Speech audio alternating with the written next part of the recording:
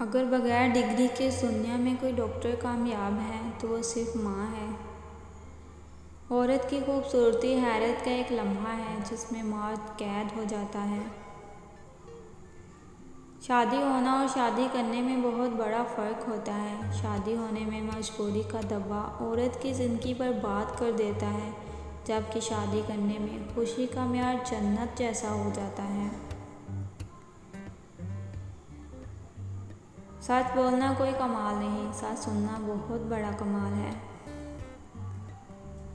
سب سے زیادہ درد کیا ہے؟ خود کو آپ کسی سے بہت زیادہ پیار کرتے ہوئے کھو دیں اور آپ کو یہ تک نہ یاد رہے کہ آپ بھی اہم ہیں۔ سچا پیار عورت کی زندگی میں صرف ایک بار آتا ہے اور بے وقوف عورت اپنی انا کے باعث اسے کھو کر زندگی بھر پچھتاتی ہے۔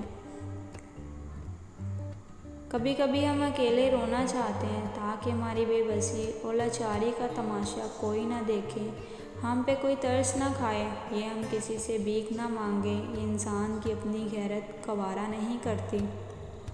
اس لیے بہت سے سفید پوش اور غیرت مند اندر ہی اندر مر جاتے ہیں مگر کسی کے سامنے بھیک نہیں مانگتے، پھر وہ بھیک چاہے جذبوں کی ہی کیوں نہ ہو۔ عموماً محبت میں ناکامی کے بعد لوگ اپنی ذات کی تذلیل میں مصروف ہو جاتے ہیں۔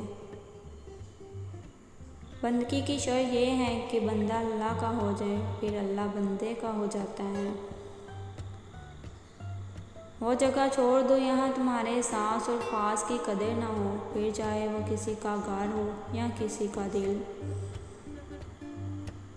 سچے انسان کا جھوٹ کسی خاص مقصد کے لیے ہو سکتا ہے، جھوٹے انسان کا سچ صرف آگ لگانے کے لیے ہوتا ہے۔ کچھ باتوں کا جواب صرف خاموشی ہوتا ہے اور خاموشی بہترین جواب ہوتا ہے۔ میں نے محبت کی ساری کتابیں پھاڑ دیں، بس ایک کاغذ پر لفظ ماں لکھا تھا، اس کو سنبھال لیا۔ جب کوئی تم سے تعلق ختم کرنا چاہے گا تو سب سے پہلے اس کے بات کرنے کا طریقہ بدل جائے گا۔